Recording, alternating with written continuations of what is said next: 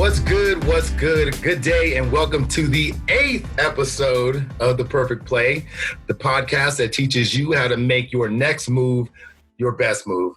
I'm your host, Coach Chris, and I'm accompanied by our awesome cast. And awesome begins with me, your co-host, Tim, a.k.a. Spice.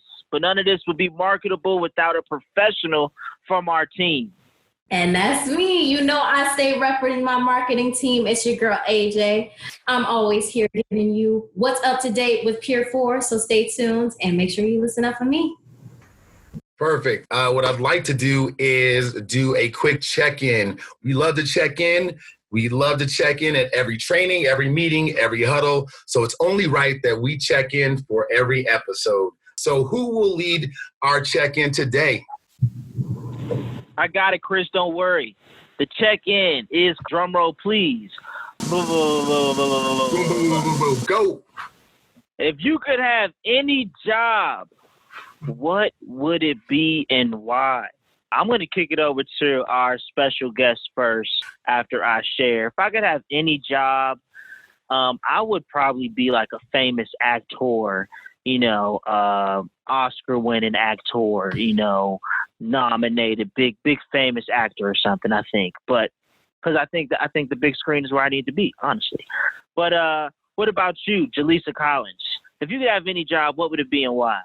I will work with Warren Buffett to be able to have those coins and then do the philanthropist work and give money to any deserving school district, student, parent, or whatever, is needed.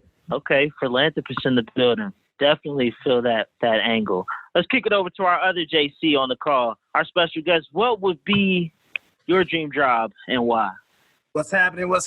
What a perfect question. I tell you what, my dream job would be the current job that I have right now, doing social justice work, pushing the movement for the people, making sure our young people have access to a healthy and vibrant future. So I'm living my dream job, to be honest with you. I appreciate that question. What up? Thanks, JC. I see we got social justice on the line, and of course, with the bubbling topics up, we can take this conversation to limits today. But my team, Cass, marketing rep and host, let's hear a little bit about your dream jobs, if you don't mind. It's AJ, and I definitely think my dream job would be being a songwriter. Like, it would be so cool to run into somebody singing my song on the street and be like, hey, it's slap, right? Well, look, thanks for checking in. Remember, you too can use these check-in questions with your friends and family to gauge their feelings from time to time. But without further ado, I'll hand it back to our host for the day to get this podcast discussion going. All right. Thank you, Tim.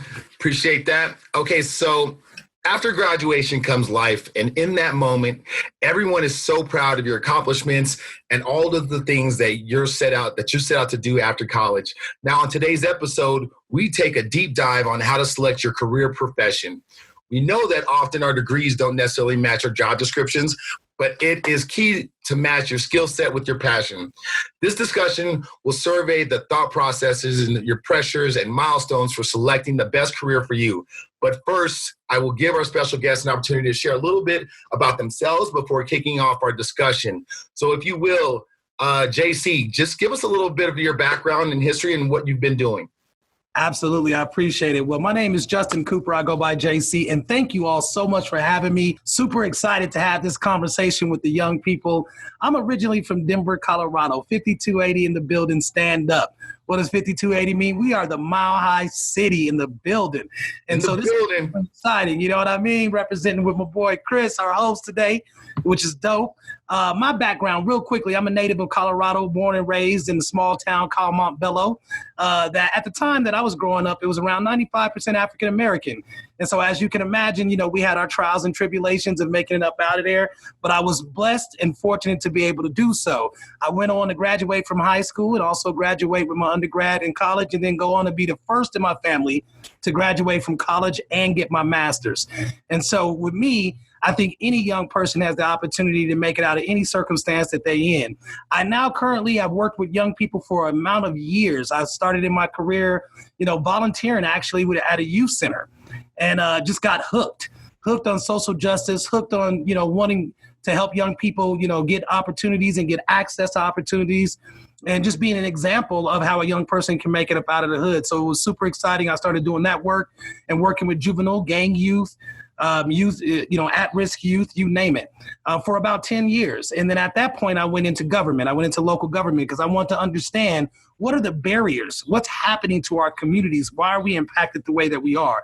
So I worked in local government for about a couple of years and then went on to do some policy work, because my metaphor and analogy, what I had to learn in my career was this. It's a babies in the rivers analogy. There's people, jumping in the river to save the babies. But I wanted to go up to the top of the river to see who was throwing the babies in.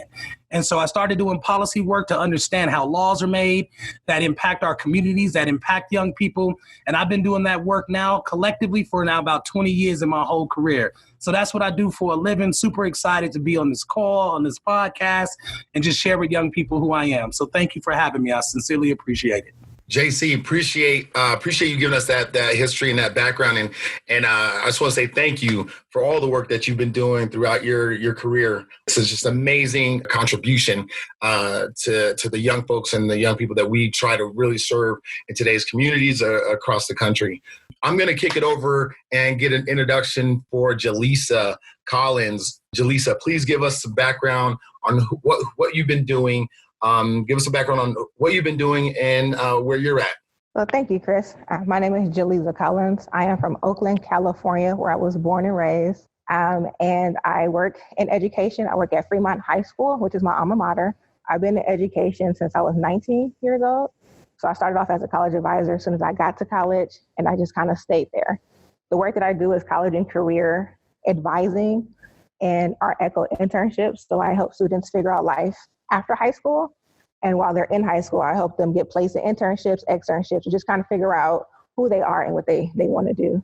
And the reason why I stayed in education this long is because I realized that I needed this when I was their age and I didn't have it. And so it's my duty to give them what I didn't have. And since someone along the way gave me something, it's also my duty to give back. I wanted to be a probation officer. I wanted to go into law. I wanted to be a lawyer. I went and declared criminal justice, like the whole nine. I interned in juvenile hall. But God was like, nah, bruh, your destiny is in education with these students. And so those have been the doors that have been continuously open for me to be able to pour into students that someone unfortunately have poured into me. So I've been at Fremont High School now this is my third year full-time, just Fremont High School. I was prior here 5 years and then 10 years split between Fremont High School and Castlemont High School. Got it. Thank you so much for giving us that info. And it's crazy. So it's funny, you and Coop's job, JC's job, like the path that you guys both took kind of are in alignment with both of what you guys said. And what's also amazing is that you've both actually been worked for PeerForward or worked along with PeerForward over the years. So it's that give back mentality that's just really dope when you look at it. Jalisa being an advisor for Fremont High School, working with PeerForward and College Summit, as well as working as a DC. Wait, were you a DC coach? Where were you, Jalisa, back in over in Berkeley? Oh, I was an AD. AD, that's right, AD. Yeah, AD, and that was back in 2012. 12, okay. And JC Coop, he was a rap director and a writing coach for College Summit. Yeah, so it's just amazing, man. When you look at job career path and how you kind of stick with some of the things that you love, that you're passionate about, and for both of us, for both of you guys as well as myself and everybody, I think that's on this call is just really giving back to young adults, which actually leads me into my next question for both of you is at what point did you know you loved your job career coming out of college? Like what was your thought process on that, when you finally found that one career? And now I'll throw that over to Jalisa first. If you would have told me I would have stayed in education after college, I would have told you it was crazy. It wasn't so far as much as me loving it after college. It was when I was working for pennies on a dollar and still doing the work and giving it my all, right? In comparison to some of my counterparts who was making way more money and doing half the work. And I really knew I was locked in, and they had me when I was working for free for about 4 months, did not a paycheck, not a nothing, but still showed up to work and put in about 12-hour days because it was something about giving back to the students and being able to tap into their needs that just struck a light in me that was like, you know what? If I got to live on someone's couch, but I'm able to give this to a kid for them to be better, then I'm good. And so that's when I knew that I was stuck. Right. JC. Absolutely. You know, I love this question. You know, at what point in time do you know that you love your career or job?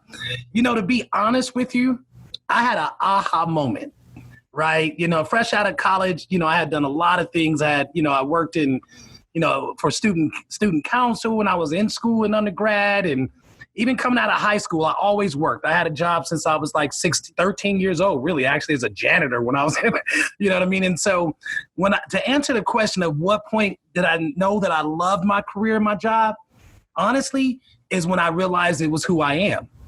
And it was an aha moment. Like, I'm in the work and doing social justice work and working with young people and, you know, being a young people coming from the environment and, you know, absolutely would have been a PeerForward student in the program. You know, it was one of those things where I was like, this is just who I am. And I think that's how I realized I love my job, because I know it's who I am. It's not what I do. And so, you know, I tell you, Chris, I think that was the point. And for folks on the podcast, that's what landed for me, brother. It was just, this is who I am. I've done a lot of jobs. I've been in different industries and trying to figure out, and, you know, to Jalisa's point, you know, working long hours and hard hours and grinding and just making sure I was fully committed.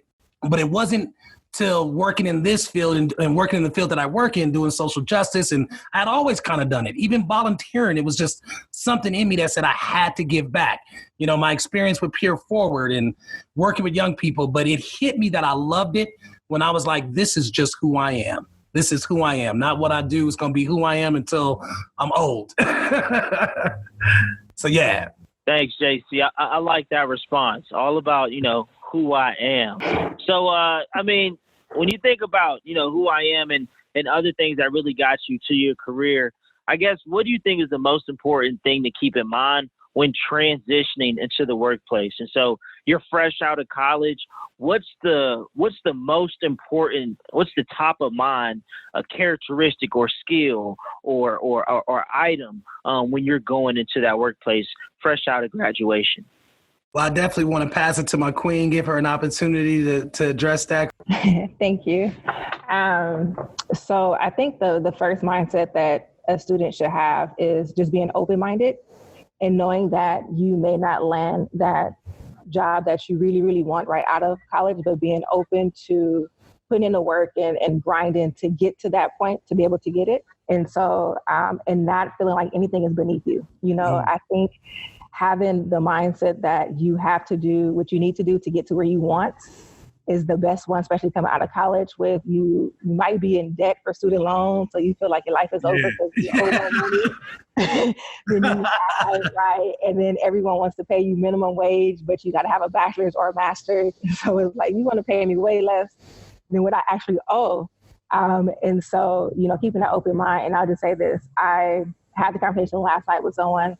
I said, during this pandemic, I work 2 jobs. I said, I'm blessed to have one of my jobs still. Was sad about the other job, but at the end of the day, I know that if I needed to go back into retail to become a quote unquote essential worker, I've done that work already. So I don't have the mindset that I'm too good for it because I've already made, you know, a certain amount. And so if I got to go back to Victoria's Secret and, you know, fold underwear and deal with whatever that is, then that's what I need to do to be able to get to where I want to be, right? And it's a temporary situation for my long-term goal. So I would say that, and then to keep it short, I would also say just to learn those transferable skills. So communication, right? Making sure your communication is on point, both verbally and written. So you have to know how to write. You have to know how to speak with confidence and not with being boastful, right? So knowing that fine line between you boasting or you're cocky and just having that confidence. and also just knowing that you're there to continue to learn. And so even if you know the position you're going in for, just make sure whatever it is, that they know that you're willing to learn more than what you actually know. And so I would say those are the 3 key things, or the 4 key things, excuse me, to being successful right out of college to try to land a job. Super helpful. JC, you got some more to add for us? Oh, absolutely. I'd love to piggyback off of what my queen Jalisa said, and I love this question in reference to like, what's the thing to keep in mind? Because hindsight's 20/20, and coming out of college, what I've come to learn now, one of the number one things to keep in mind when you're transitioning into the workplace, young people, is put in the forefront of your mind that it's all about experience. Right. So like the sister Jalisa was saying, it's, you may get into a position that's like literally entry level where you make a minimum wage and you're like, okay, what am I doing? I just graduated. I got this degree. But I tell you, when looking back, the one thing that was so valuable about my experience my career is the experience that I got. And so I would say concentrate or focus yourself on you're starting off getting the experience, right? Hard work, dedication. It may be the position that you land that has nothing to do with your degree, or it may be an entry-level position. It may be a position where you're going to learn, like Jalisa was saying, skill sets that you didn't have before, and you're going to have to grow. But it may not be the end-all, be-all job for you, or your passion, or what you thought you would be doing. Just know that that's okay. It doesn't have to be. You're there to start building your skill set, getting the experience, putting the tools on your belt, because experience translates over to other positions or other career paths. You're gaining, you're building yourself. So I would say the number one thing when you transition into the workplace is have the mindset that I'm going to get as much experience as possible. I'm going to learn from anybody I can learn from on this job. You want to place who knows what, and you want to gather that experience. The second thing that I would say in transitioning into the workplace, again, like my sister said, it's so important to learn those communication skills, those writing skills. You want to take the opportunity. You almost want to be a college student coming out of college into your first job. Just like you had to study and hit those books to get those grades and retain that information, you want to hit your first job studying, hitting the books, learning as much as you can, and retaining the information. So the second thing I would say is treat it just like you were when you were in college. Have that discipline, have that mindset that you are there to learn, like the queen was saying. Those are the 2 things that I would highly suggest when thinking about in transitioning into the workplace. The third and final thing I would say is transitioning into any workplace, you have to know that you already have the skills from high school and college to know how people are. Right? In high school, there was cliques, there was groups, and, like certain groups fit a certain stereotype. Or even in college, you got to experience more people from around the country or around the world, possibly, depending on what college you go to. But the 2 things that you had to take away from high school and college was the experience of different people. The job place is no different. When you transition into the workplace, you want to build relationships with people. You want to kind of start to understand who is who. You want to take those skills and that experience from high school and college and take that right into the workforce with you, and know that people are going to be people, regardless of their position and their title and what your position will be. So I would say the third thing is relationship building and knowing people. Thank you, JC. And both you guys are dropping jewels, and it's funny because we send this out to our peer leaders, and peer leaders just really listen to what these jewels are. Write them down. One of the big things that I'm going to include in that is just networking, right? Yes. Networking is huge when it comes to transitioning into a workplace, but also the mindset of thinking about where you're at is not where you're going to end up, right? So staying humble. So, man, I'll tell you what, Chris, man. Can I piggyback on that just real quick? Absolutely. JC peer leaders. So a perfect example of what Chris is highlighting in networking is Chris and I have been friends for almost 20 plus years, and we've lived in different parts of the country, and we still stay connected, and we still get the blessing to work together through PeerForward, through opportunities like podcasts like this. So networking is so important. Chris, I just want to piggyback on what you were saying for the peer leaders to hear is build those relationships, connect, because later on in your career, you may circle back to the very people you met when you first came out of college in your first job. Absolutely. Absolutely. It's huge. I'm going to take it to this next question. And this is something that I'm going to send over to Jalisa. Jalisa, exposure in the field of interest as a student or a graduate. Tell me a little bit about, or tell us a little bit about what you think is the biggest thing when trying to gain exposure into a field of interest. I know from my experience back in the day, one of the things that I thought about doing was trying to get an entry position somewhere, but sometimes that's not always the path due to many obstacles that are out there that I was facing. But give us a little bit of history, or give us a little bit of your experience on what students can do to gain exposure into their field of interest. So the first thing they can do if they don't have a program on their campus to help expose them is to Google, right? You can Google and search up what you're interested in to see if there's any places that will allow you to come in and shadow them. You can show up to those places in person just to see if they're willing to take a high school student, or if you're a recent college grad, or even if you're in college and you're almost to that graduate level, to go and see if folks will open up their doors to allow you to shadow them. And I would say not being hung up on the paid portion of it, and willing to do some unpaid internships and externships to get that exposure if that's what you really want to do. And so for myself, I am co-chairs of a program here we have in our district. It's called ECHO. And so I help run it at Fremont High School.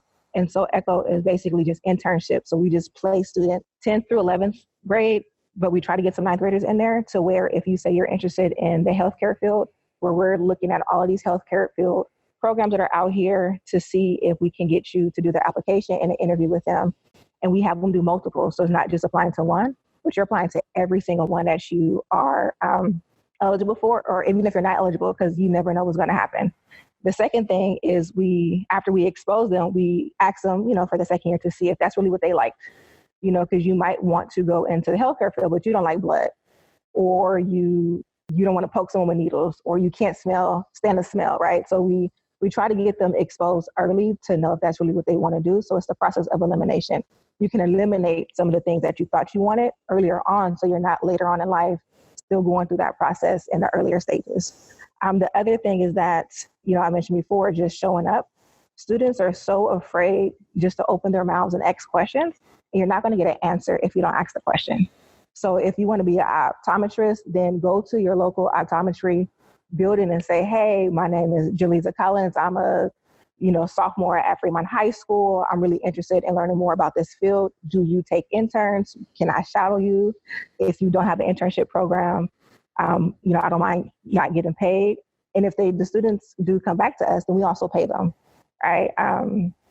So yeah, it's just getting out there and not being afraid to ask someone. And even if it's not up in a professional setting, if it's a friend of a family, like, hey, JC, I know that you do work with students. Is it cool if on my day off from school, or, if my mom allows me, can I come shadow you to see how you work with students? Right. So it's using those situations that are not traditional, right? And so when you're doing your application, they ask you if you are involved in extracurriculars, and you have your non-traditional extracurriculars, right? So that would be a non-traditional way of going about it, but you're still receiving the same information, the same messages, and the tools, like JC said, to put in your tool belt, that a student was if they were going into like a youth center itself to try to get that. So I would say that's key. And yeah, just being open. You're right, have some doors shut on you. You might not meet all the qualifications. They might have a plethora of people who apply, and you just fell a little bit short, but don't let that discourage you from continuing to go ahead and do it. And the one thing I would say, and I'll pass over to JC, is my philosophy when I was growing up was you can't appreciate working for money if you don't appreciate working for free, right? Yeah, and so if you're going to be more hungry to retain the information if you're not being paid to do it than if you're getting paid to do it because you're just there for that paycheck. No, absolutely, right? Jalisa. I agree. And so, it's being able to roll those sleeves up and really get dirty. And so that's what I would say. Yeah, and I'm just going to say, peer leaders, it's similar to what Jalisa was saying. I love that. It's like, if you're not willing to do it for free, that's one thing you gotta know and tell yourself. I think, the thing I'll add to that is volunteering, right? To get that experience, to get in there, volunteer as a peer leader. at your high school, getting ready to transition into college, it's so important to start volunteering to get that experience as well, because volunteering is something you can add to your resume, right? So it's also a resume builder as well. And like Jalisa was saying, y'all have friends, some of your homegirls, your homeboys, their parents, their cousins, their aunties that may literally be working in the field that you're interested in. Right. And so reach out to them. Like Chris was saying earlier, that networking is so important. And these are people that y'all are with every day. Right. You're with your homies, you're with your friends, and they're telling you about what their cousin does or their mom does or their dad does. And you say, yo, is there any way I can just talk to them and shadow them or talk to them about it? So like Jalisa was saying, and like folks on the podcast is saying, it's so important to network. Don't be afraid to ask questions. Don't be afraid to put yourself out there. And then you can also go through the formal process. Hopefully, through your high school counselor, or when you transition into college, seeing what opportunities there are on campus. I can tell you, when I came out of high school going into college, I literally thought, I was going to be, like Jalisa was saying, I had all the buckets. I'm going to be a lawyer. I'm going to be an actor. I'm going to, do all the kind of stereotypical things that's put in front of you every day on TV or on social media and all those things. How I got into this field that I'm in social justice is literally volunteering. I went down to a youth center. One of my partners was homeless. I was trying to get him some help. I go down to this youth center. I see what they're doing. I'm like, wow, okay, y'all are doing some amazing stuff with young people. Can I volunteer?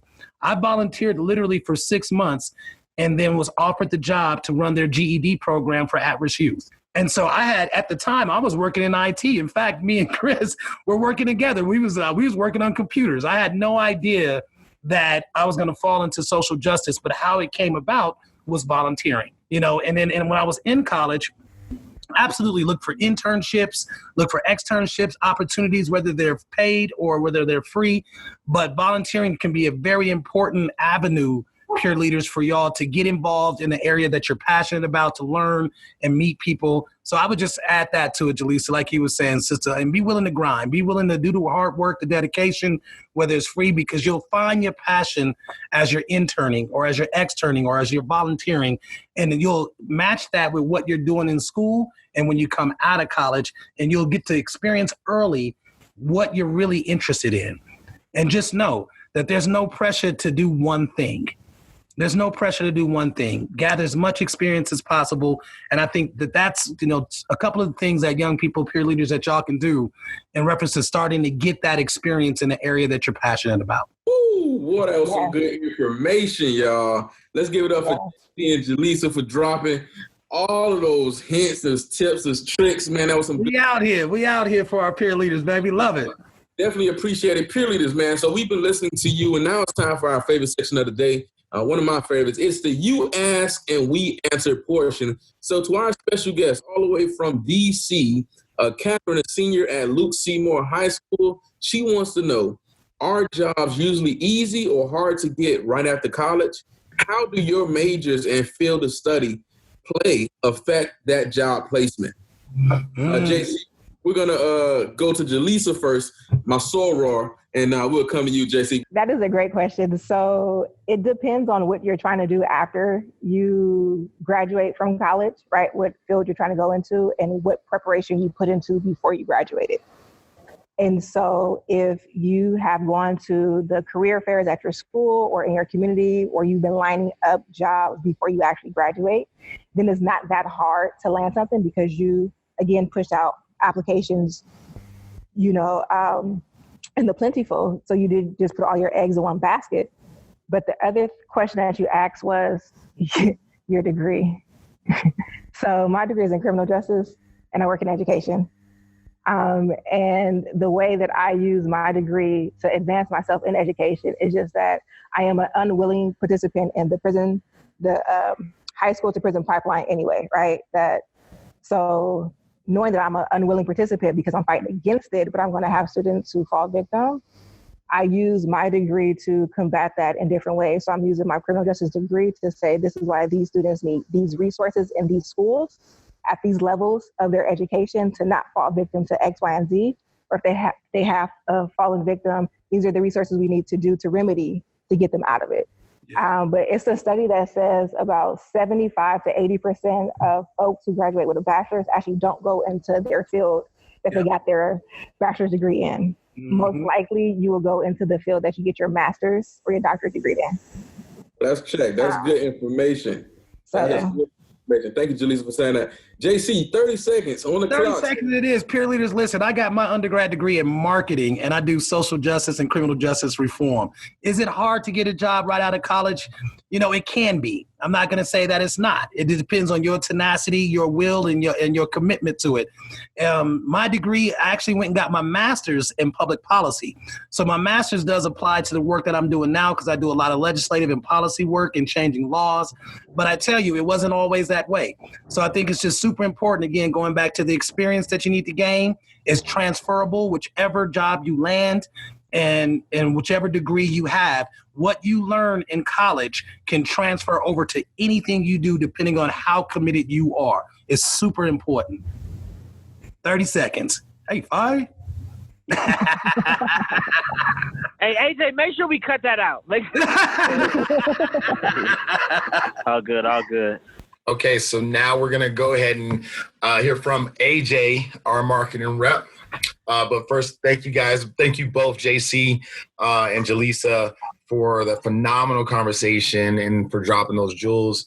Peer leaders, this is one for the books here. Absolutely, Chris. Thanks for having me. It's been a pleasure being with y'all.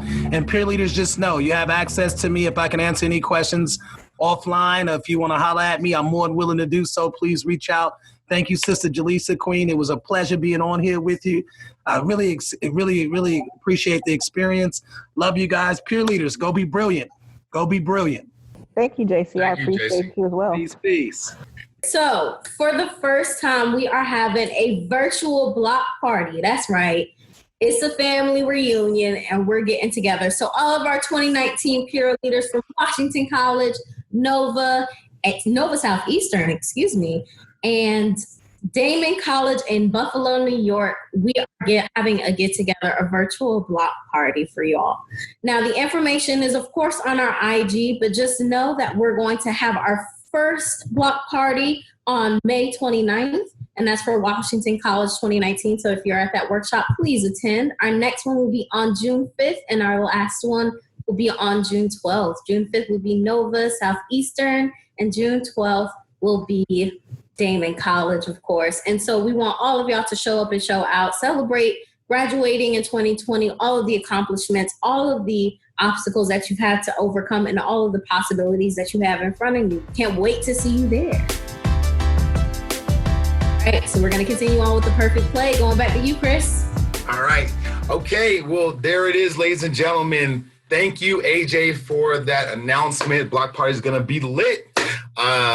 So peer leaders, make sure you RSVP. It's going to be an exciting time. We have some special guests to pop in and say hello to each and every one of you.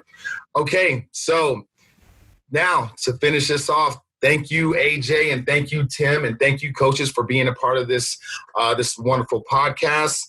But none of this would be possible without our experts, and that would be JC and Jalisa as our special guests. Thank you both again for all of your expertise and for everything that you've shared. But also, more importantly, I can't say thank you just to you all without saying thank you to our listeners, you peer leaders. Thank you for listening and being open to this information. Please share today's episode of The Perfect Play with our peers, with your peers, families, and anyone in search of a good listen. I'm your host, Christopher Shires. Coach Chris is what they call me, and we'll see you next time.